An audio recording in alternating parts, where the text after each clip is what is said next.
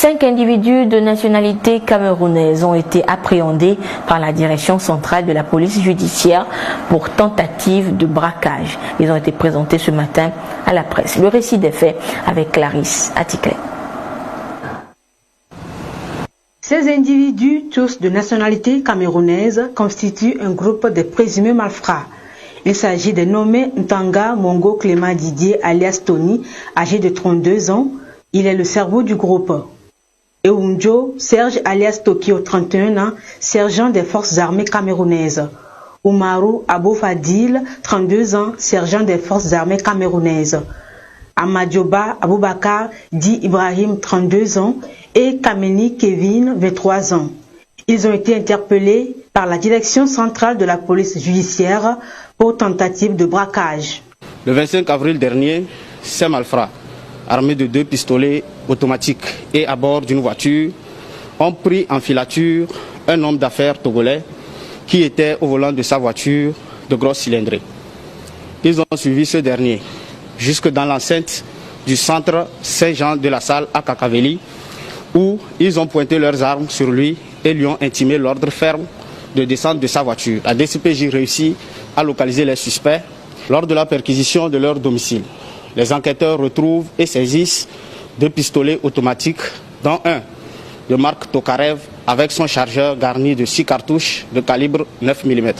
La poursuite des investigations nous a permis de savoir que le cerveau de la bande, le nommé Ntanga Clément Didier alias Tony, se disant homme d'affaires et revendeur de voitures, a reçu une avance de 36 millions de francs CFA d'un commandant de l'armée camerounaise en service à la présidence camerounaise pour livrer un véhicule de marque Mercedes G63 qu'il devait acheter au port de Cotonou.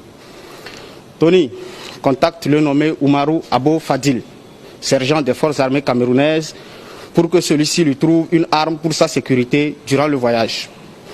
Le sergent Oumarou Abou Fadil, à son tour, contacte le soldat Essimbi Francis, magasinier d'armes de la brigade du quartier général de Yaoundé, qui accepte de soustraire du magasin le pistolet automatique de marque Tokarev. Ce pistolet sera loué à Tony pour un montant de 700 000 francs par semaine. Après 2 semaines, l'arme louée n'est pas rapportée et à la suite d'un contrôle, le soldat Essimbi Francis, ne pouvant pas justifier de l'absence de l'arme, est mis aux arrêts. Son complice, le sergent Oumarou Abou Fadil, qui avait déjà vendu un pistolet factice au sieur Tony, déserte l'armée avec son complice Eunjo Ele Serge, également sergent des forces armées camerounaises.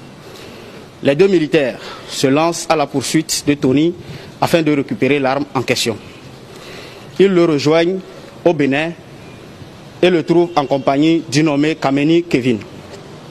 Ce dernier réussit à les convaincre de venir au Togo pour commettre des braquages en ciblant une voiture, une Mercedes G63 ou tout autre véhicule de grosse cylindrée année 2018 ou 2019. La DCPJ, après 3 semaines d'investigation, interpella les suspects le 20 mai dernier au quartier Agoué Anomé à Lomé. Je suis venu au Togo, j'ai rencontré plusieurs responsables pour acheter des voitures. Je suis même en démarche, ils ont pris mes téléphones, ils ont pris la peine d'observer tout ce que se disait. Mais la pandémie nous a bloqués sur le territoire. Je tiens à souligner qu'on n'est jamais venu ici pour faire quoi que ce soit comme un mal. Mais on a été obligé à une situation, le coronavirus nous a bloqués sur place. On a eu une seule et mauvaise intention. On a tenté d'arracher l'argent au monsieur, ce qui n'était pas pour nous, quoi. Donc, on n'avait pas l'intention de l'arracher la voiture, de leur faire quoi que ce soit. Ces présumés malfrats ayant reconnu les faits qui leur sont reprochés vont être mis à la disposition de la justice afin de répondre de leurs actes. La population est donc invitée à plus de vigilance.